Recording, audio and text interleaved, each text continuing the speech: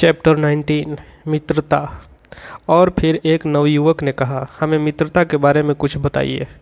फिर उसने जवाब देते हुए कहा, तुम्हारा मित्र ही तुम्हारी आवश्यकताओं की पूर्ति है और वह तुम्हारे लिए उस खेत की तरह है जिसमें तुम प्रेम और कृतज्ञता की फसल बोते हो, और वही तुम्हारा भोजन है और वही तुम्हारा अलाव भी। क्योंकि जब तुम्हें भूख लगती है तो तुम उसके पास आते हो और शांति की प्राप्ति में उसे तुम तलाश करते हो। जब तुम्हारा मित्र तुम्हारे सामने अपनी बात रखता है तो तुम अपनी न से मत डरो और न ही हाँ कहने में कोई झिझक करो।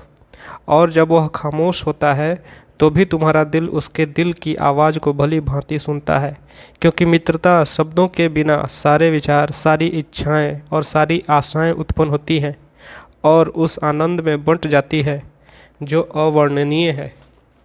जब तुम अपने मित्र से विदाई लो तो शोक मत करो, क्योंकि तुम्हें उसमें जो चीज़ सबसे अधिक प्रिय है वही उसकी अनुपस्थिति में अधिक स्पष्ट हो सकती है। जैसे पर्वतारोही को पर्वत मैदान से देखने में स्पष्ट लगता है। और मिजाज को गहरा बनाने के अलावा मित्रता में और कोई उद्देश्य नहीं होना चाहिए, क्योंकि वह प्रेम जो अपने रहस्य के प्रकटन के अलावा और कुछ चाहता है वह प्रेम नहीं है, बल्कि वह तो एक जाल है जिसमें फंसना लाभप्रद नहीं है। और जो भी चीज़ तुम्हें अधिक प्रिय है वही चीज़ तुम्हें अपने मित्र के लिए भी प्रिय हो। अगर उसने तुम्हें तुम्हारे जीवन के उतार चढ़ाव भरे दिनों में याद रखा तो तुम भी उसे अपने अच्छे दिनों में याद रखो, क्योंकि वह मित्र भी क्या जिसे तुम अपना समय बर्बाद करने के लिए खोजते हो, उसकी तलाश सदैव समय के सदुपयोग के लिए करो, क्योंकि उसका जो कार्य है वह तुम्हारी आवश्यकताओं को पूरा करना है, न कि तुम्हारे खालीपन को पूरा करना। और मित्रता की मधुरता में हंसी की खिलखिलाहट के साथ साथ आनंद का भी आदान प्रदान होना चाहिए, क्योंकि छोटी छोटी चीज़ों के ओस कणों में दिल सुबह को ढूंढता है और उसे पाकर फिर वह तरोताज़ा हो उठता है। चैप्टर 20 बातचीत। और फिर एक विद्वान बोला, हमें बातचीत के बारे में कुछ बताइए।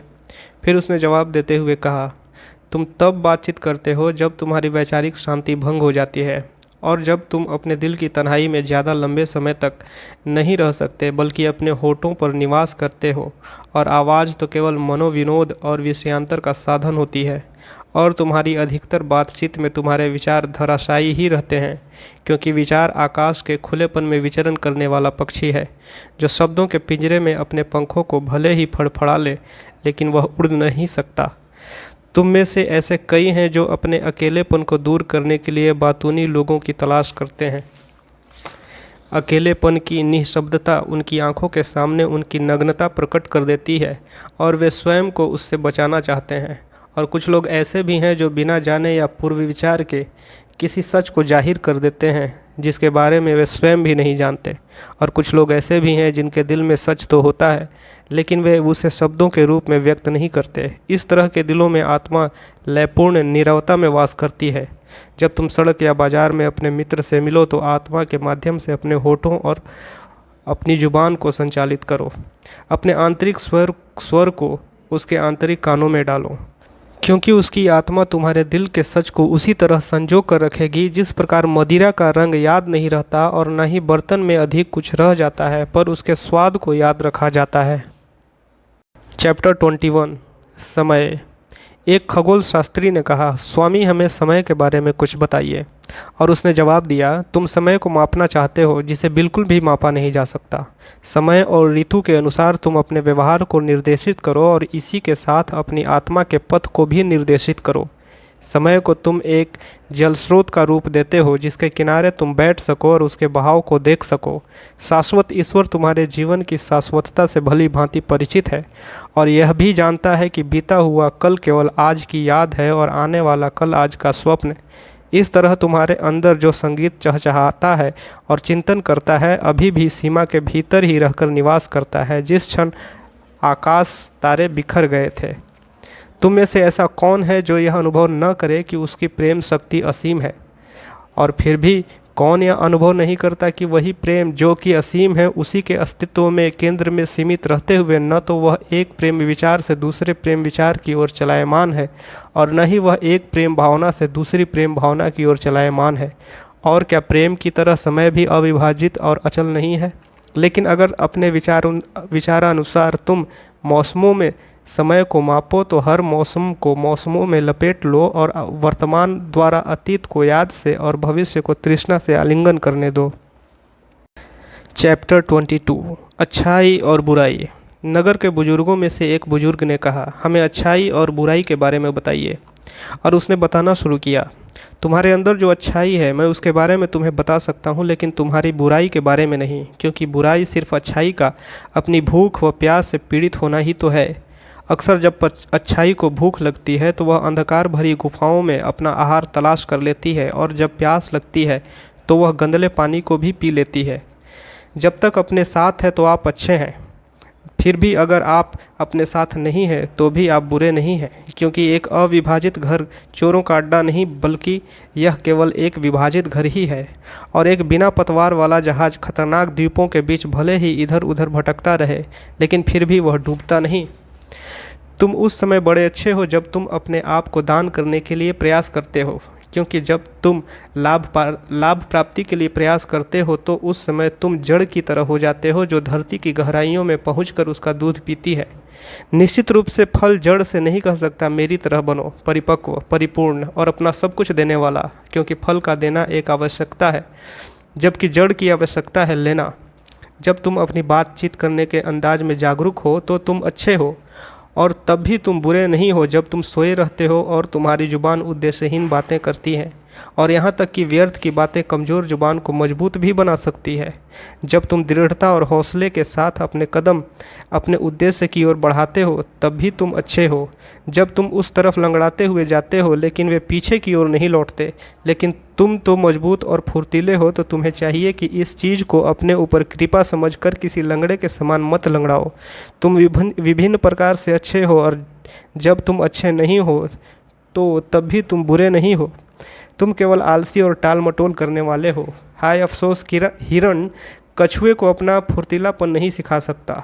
अपने विशाल अस्तित्व के लिए इच्छा करने में ही तुम्हारी अच्छाई निहित है, और ऐसी इच्छा तुम सभी में निहित है। लेकिन तुम में से कुछ में यह इच्छा उस धारा की तरह है जो पहाड़ों के रहस्य और जंगल के मधुर संगीत को अपने अंदर समाहित किए हुए समुद्र की ओर ले जाती है, और अन्य में यह इच्छा सपाट धारा की तरह है जो समुद्र के किनारे पहुंचने से पहले धीरे धीरे बल खाती हुई और कोण बनाती हुई बहती है।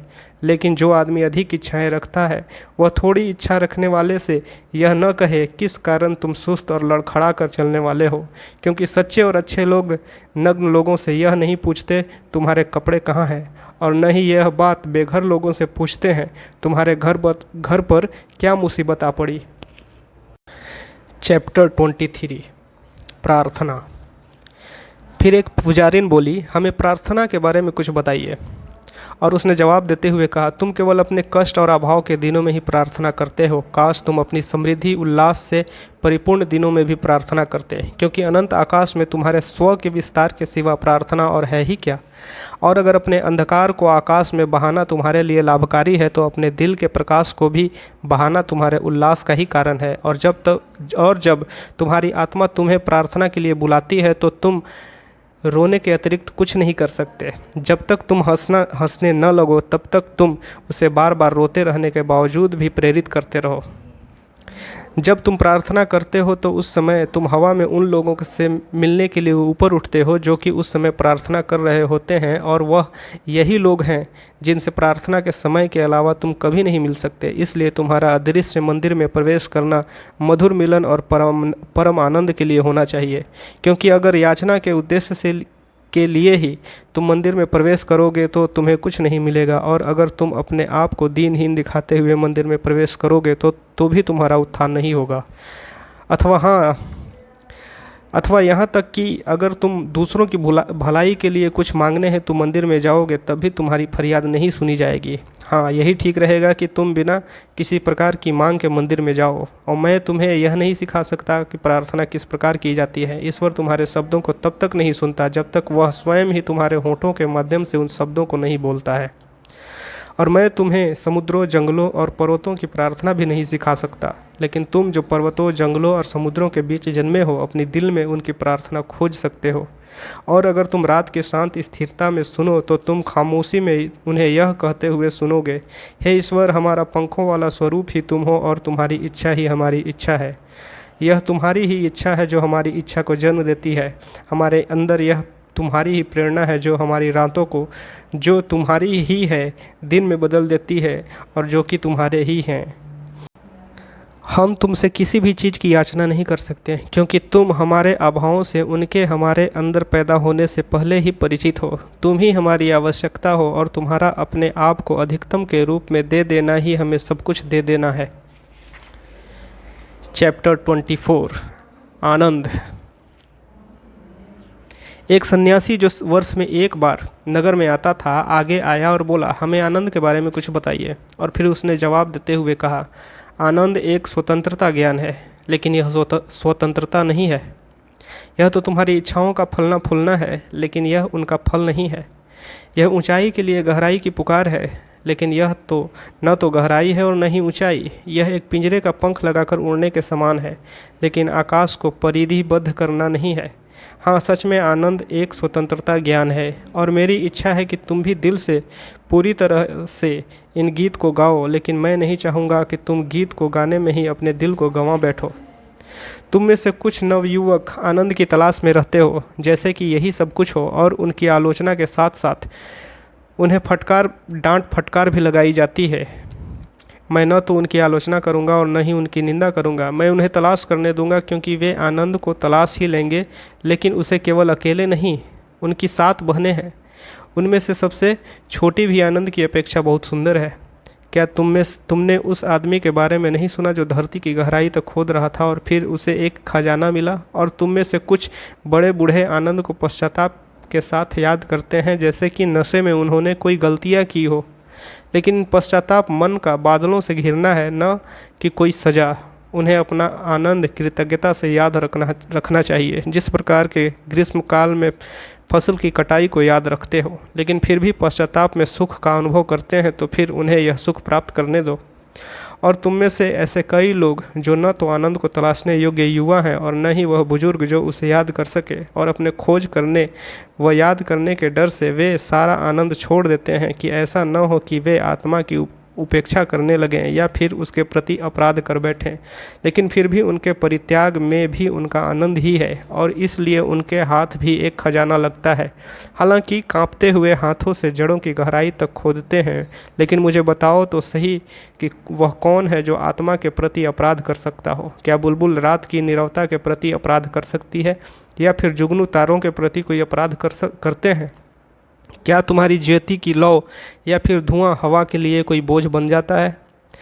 क्यों तुम्हें क्या लगता है कि आत्मा एक शांत जलकुंड है जिसे तुम किसी बांस या लकड़ी से हिला या खंगाल सकते हो? अक्सर अपने आप को आनंद से वंचित करके तुम अपने अस्तित्व के किसी एकांत स्थान पर इच्छा को एकत्र करते हो। किसे पता है कि जो चीज़ आज परित्यक्त दिखाई देती है वही कल की प्रतीक्षा कर रही हो। यहाँ तक कि तुम्हारा शरीर अपनी विरासत और उचित आवश्यकताओं को भली भांति जानता है और किसी भी प्रकार से धोखा नहीं खा सकता। और तुम्हारा शरीर तुम्हारी आत्मा की वीणा है, और तुम पर निर्भर है कि तुम उससे मधुर संगीत निकालते हो या फिर असंगत संगीत। और अपने दिल से पूछो, जो आनंद में अच्छा है हम उससे कैसे अलग करेंगे कि जो अच्छा नहीं है? अपने खेतों बाग बगीचों में जाओ और तब तुम्हें पता चलेगा कि मधुमक्खी को जो आनंद मिलता है वह आनंद उसे फूलों से शहद इकट्ठा करने में ही मिलता है। लेकिन फूलों को भी आनंद मधुमक्खी को शहद देने में ही मिलता है, क्योंकि मधुमक्खी के लिए फूल जीवन का झरना है और मधुमक्खी फूल के लिए प्रेम की संदेशवाहिका है। और दोनों यानी मधुमक्खी और फूल के लिए आनंद का आदान प्रदान ही आवश्यकता और परम आनंद है। हे अरफालीज के लोगों, अपने आनंद में फूल और मधुमक्खी की तरह हो जाओ। चैप्टर 25। फिर एक कवि बोला, हमें सौंदर्य के बारे में कुछ बताइए। और उसने बताया, तुम सौंदर्य को कहाँ ढूंढोगे और किस प्रकार उसे हासिल करोगे? जब तक वह स्वयं ही तुम्हारा पथ और मार्गदर्शक न बन जाए। और तुम उसको किस प्रकार बताओगे? जब तक वह तुम्हारी आवाज़ को बुनने वाली न बन जाए। व्यथित और घायल कहते हैं, सौंदर्य दयालु और सौम्य है। एक युवा माँ की तरह अपने गौरव पर लज्जित होते हुए वह हमारे बीच घूमती है। और कामुक लोग कहते हैं, नहीं, सौंदर्य एक ताकतवर और डरावनी चीज़ है। तूफान की तरह वह हमारे नीचे की धरती और ऊपर के आकाश को हिला डालती है। थके हुए और परेशान लोग कहते हैं, सौंदर्य कोमल फुसफुसाहट से जन्मी है और वह हमारे अंतर में बोलती है। उसकी आवाज़ हमारी नीरवता के आगे आत्मसमर्पण कर देती है, जैसे मध्यम रोशनी के डर से छाया डर से कांप जाती है। लेकिन व्याकुल लोग कहते हैं, हमने पहाड़ों के बीच उसकी चीख को सुना है और उसकी चीख के साथ घोड़ों के टापों की आवाज़ और पंखों की फड़फड़ाहट और शेर की दहाड़ने की आवाज़ भी सुनी है। रात के समय नगर का पहरेदार कहता है, सौंदर्य सुबह के साथ पूर्व की दिशा से उदित होता है। और दोपहर के समय मजदूर और राहगीर कहते हैं, हमने उसे शाम की खिड़की से धरती पर झांकते हुए देखा है। शीतकाल में बर्फ़ से घिरे हुए कहते हैं, वह वसंत ऋतु के साथ पहाड़ियों पर से कूदती फांदती हुई आएगी। और ग्रीष्मकाल की गर्मी में फसल काटने वाले कहते हैं, हमने उसे पतझड़ के मौसम में नृत्य करते हुए देखा है और हमने उसके बालों पर बर्फ़ को बिखरे हुए भी देखा है। यह सभी चीज़ें तुमने सौंदर्य के बारे में बताई हैं, फिर भी सच में तुमने यह बातें उसके बारे में नहीं कही, बल्कि अपनी असंतुष्ट इच्छाओं के बारे में कही हैं। और सौंदर्य को कोई इच्छा नहीं बल्कि एक परम आनंद है।